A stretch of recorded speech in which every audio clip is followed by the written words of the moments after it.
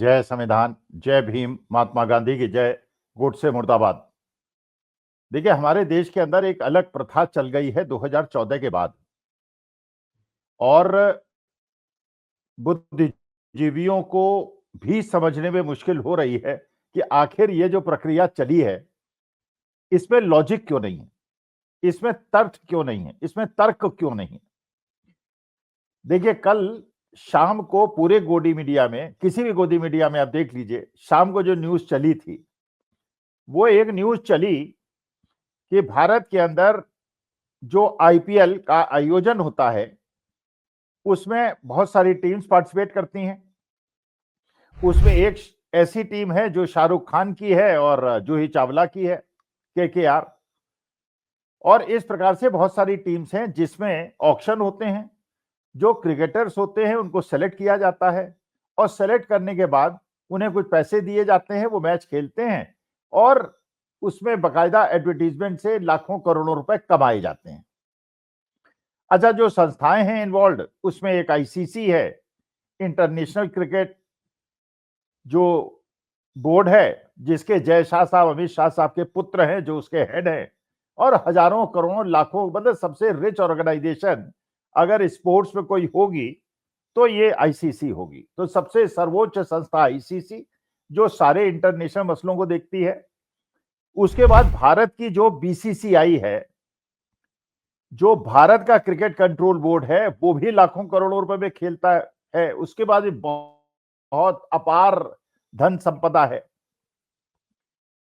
तो जहां पे भारतीय जनता पार्टी के बड़े बड़े नेता मध्यम वर्गीय जनता और निम्न वर्गीय जनता को ये बताने का प्रयास करते हैं कि आपको सनातन धर्म को बचाना है, हिंदू धर्म को बचाना है, और उसके लिए उन्हें उत्तेजित करते हैं, और वो तलवारें बांटने में लग जाते हैं, वो मस्जिद के नीचे खुदाई करने में लग जाते हैं, और वो अनाप शनाप कामों में लग जाते हैं, ताकि उनका ध्यान इस बात पे न जाए कि आज के तारीख में पूरे वर्ल्ड की सबसे रिच कोई भी अगर एसोसिएशन है खेल के मामले में, तो वो आईसीसी है, जिसके जैसा अमित शाह साहब के बेटे उसके अध्यक्ष।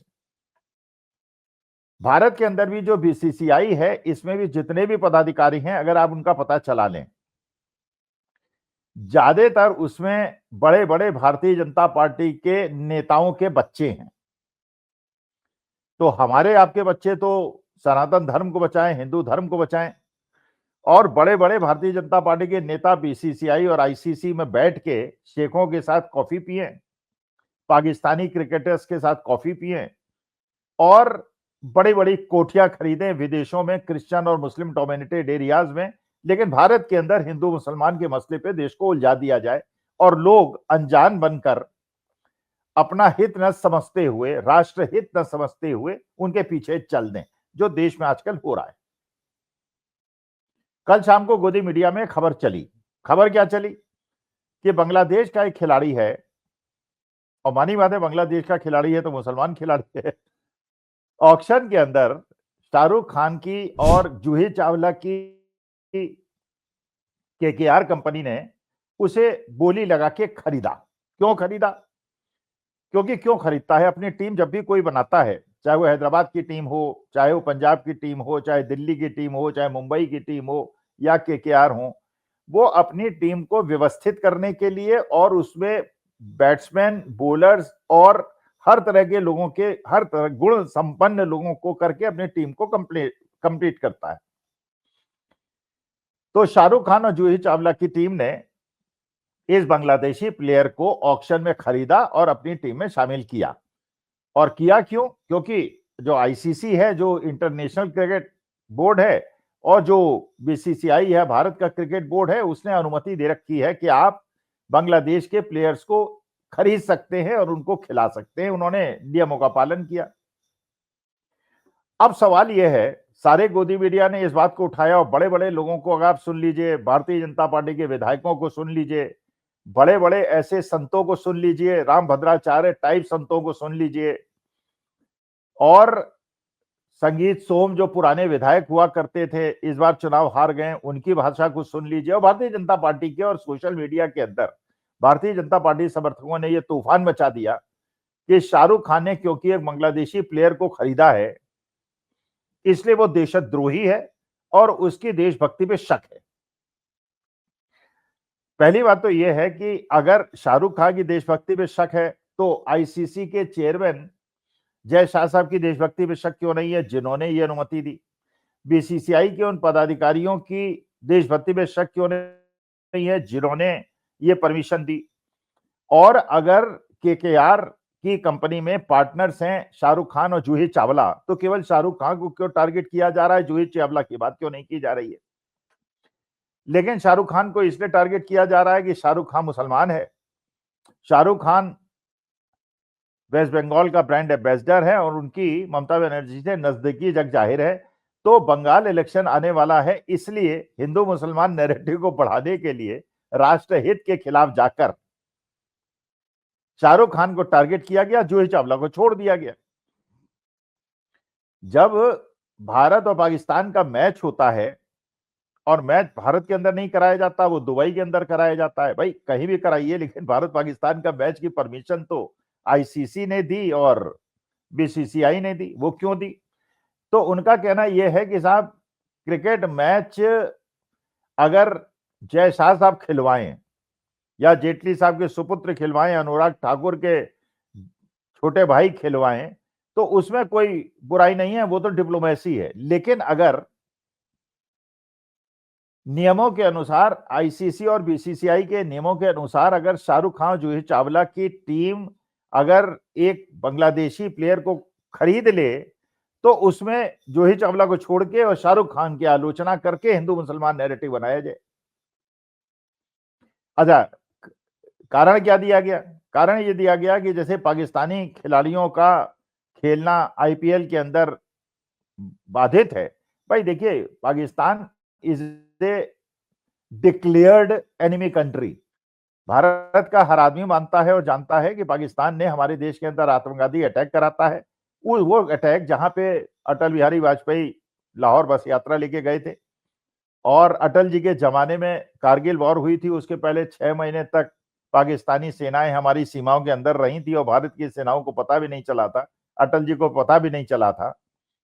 और वो पाकिस्तान जहां पे माननीय मोदी जी बिरयानी खाने गए थे बिना बुलाए, जब लौट रहे थे तो वहां पे लैंड कर गए थे, क्योंकि जो वहां के उस समय के प्रधानमंत्री थे उनके घर में कोई शादी थी। लेकिन उसमें कोई परेशानी नहीं, उनको ये लगता है ये तो डिप्लोमेसी है। लेकिन अगर बीसीसीआई और आईसीसी के नियमों के अनुरूप शाहरुख खान और जूही चावला की टीम एक बांग्लादेशी प्लेयर को खरीद लेती है, तो जूही चावला पे बात ना की जाएगी, लेकिन केवल शाहरुख खान पे बात की जाएगी। अच्छा, शाहरुख खान के बारे में ये भी नहीं पता है लोगों को कि शाहरुख खान के पिता खान अब्दुल गफ्फार खान, जो हमारे भारत के एक महात्मा गांधी के सहयोगी थे और हमारे देश के बहुत बड़े प्रेमी थे और जिन्हें सीमांत गांधी के नाम से जाना जाता था। शाहरुख खान के पिता खान अब्दुल गफ्फार खान के सिपाही थे और शाहरुख खान के नाना जी आजाद हिंद सेना में एक बहुत बड़े पदाधिकारी थे और आजाद हिंद सेना में उन्होंने देश की आजादी के लिए लड़ाई लड़ी थी। लेकिन शाहरुख खान इसलिए देशद्रोही बताने की ये संत लोग और तथाकथित भारतीय जनता पार्टी के नेता प्रयास कर रहे हैं क्योंकि वो सॉफ्ट टारगेट है, क्योंकि वो मुसलमान है। अब यही कारण है कि जिसकी वजह से देश आज बिल्कुल अलग थलग पड़ता चला जा रहा है और विदेशियों की भी इतनी हिम्मत हो रही है कि हमारे देश के इंटरनल मैटर्स में वो हस्तक्षेप करें। जोरान ममदानी, जो कि डोनाल्ड ट्रंप के धुर विरोधी हैं और डेमोक्रेट हैं और डोनाल्ड ट्रंप रिपब्लिकन हैं, और उन्होंने अभी न्यूयॉर्क का मेयर का पद जीता है, इसके बावजूद कि डोनाल्ड ट्रंप ने पूरी ताकत लगा दी थी उनको हराने के लिए। जब उन्होंने अपनी ओथ ली है, पहली बात तो उन्होंने कुरान की ओथ ली है एक मुस्लिम होने के कारण, और क्रिश्चियन डोमिनेटेड एरिया देश अमेरिका की में न्यूयॉर्क का मेयर होने के बाद, लेकिन वहां पे ये शो करता है कि वहां पे डेमोक्रेसी है, वहां पे आप अपने धर्म का पालन कर सकते हैं। और उसी एड्रेस में उसने हमारे देश के अंदर जो उमर खालिद है, जो 5 साल से जेल के अंदर है और अभी तक उसको बेल भी नहीं मिली है और उसकी सुनवाई भी नहीं हुई है, बार बार डेट पड़ जाती है, कभी एक वकील छुट्टी ले लेता है, कभी दूसरी वकील लेता है, कभी जज साहब छुट्टी ले लेते हैं और 5 साल तक उमर खालिद जेल के अंदर है। जबकि ब्रजभूषण शरण सिंह पे पॉस्को एक्ट पे तुरंत अरेस्ट करने का प्रावधान है, लेकिन नहीं किया जाता। सेंगर को हाई कोर्ट से जमानत मिल जाती है, सुप्रीम कोर्ट का इंटरवीन करना पड़ता है। राहुल गांधी को गुजरात के लोअर कोर्ट और हाई कोर्ट से 2 साल की सजा हो जाती है, पार्लियामेंट की सीट उनकी छिन जाती है, सुप्रीम कोर्ट को फिर इंटरवीन करना पड़ता है। लेकिन यह कहा जाता है कि इसमें सरकार का क्या काम, ये तो अदालती वो हैं और अदालत के आदेशों का आपको सम्मान करना चाहिए। हाँ, बिल्कुल करते हैं, हम लोग अपने देश के न्यायालयों का सम्मान करते हैं। लेकिन अगर हमारे देश के न्यायालयों का सम्मान अंतर्राष्ट्रीय लोगों को करना चाहिए, क्योंकि लोग ये कह रहे हैं कि साहब ये ज़ोरान ममदानी ने जो ये कहा है कि ये जो 5 साल से इनको जेल के अंदर रखा है गलत है, भारत सरकार को और यहाँ के न्यायालयों को उसे बेल देने के लिए पहल करनी चाहिए। तो हमारे देश के भारतीय जनता पार्टी के समर्थक कहते हैं कि उन्हें हमारे देश की जो कानून व्यवस्था है और न्यायपालिका है उस पर भरोसा होना चाहिए, बिल्कुल होना चाहिए। लेकिन फिर क्या भारतवर्ष को भी बांग्लादेश की न्यायपालिका पे भरोसा नहीं होना चाहिए? बांग्लादेश के अंदर वहां के कोर्ट्स ने शेख हसीना को कातिल घोषित कर दिया है, अपराधी घोषित कर दिया है और भारत से अनुरोध किया है कि इनको बांग्लादेश वापस भेजा जाए और उनको हमने अपने देश में शरण दे रखी है, जबकि विश्व के किसी और देश ने उनको शरण देने के लिए तैयार नहीं था। तो प्रश्न ये उठता है कि हमारे न्यायालय का तो हमें सम्मान है, लेकिन हमें दूसरे के न्यायालयों का भी सम्मान है। हमें अमेरिका के उस न्यायालय का भी सम्मान है जो 1 साल पहले राष्ट्रीय सेट के लिए सम्मन इश्यू करता है और आज तक 1 साल बीतने के बावजूद भारत सरकार उसे सम्मन सर्व नहीं करा पा रही है। और शाहरुख खान के नाम पे, लेकिन इसका बैकलैश होगा, मुझे लगता है इसका बैकलैश होगा, क्योंकि ये बात सामान्य हिंदुओं को, जो बुद्धिमान हिंदू हैं, जो अच्छे हिंदू हैं, जो पढ़े लिखे हिंदू हैं, उनको भी बात समझ में आ रही है कि शाहरुख खान जैसा एक आइकॉन, जिसे 80% हिंदू बहुत ज्यादा प्यार करते हैं और मानते हैं कि वो देशभक्त है, उसका परिवार देशभक्त है, अगर भारतीय जनता पार्टी हदों से नीचे गिरकर उसको इस प्रकार से बदनाम करती है, तो मेरे ख्याल से ये जो कार्ड खेला है और जो पूरे हिंदुस्तान में एक ऐसी मुहिम चलाई जा रही है कि शाहरुख खान को मुसलमान होने के नाते राष्ट्र विरोधी बताया जाए, ये काउंटर प्रोडक्टिव होगी और इसका वेस्ट बंगाल के इलेक्शन में भारतीय जनता पार्टी को नुकसान होगा, ऐसा मेरा मानना है। क्योंकि शाहरुख खान की देशभक्ति पे किसी को कोई शक नहीं है। Just because he is a Muslim, he should not be isolated.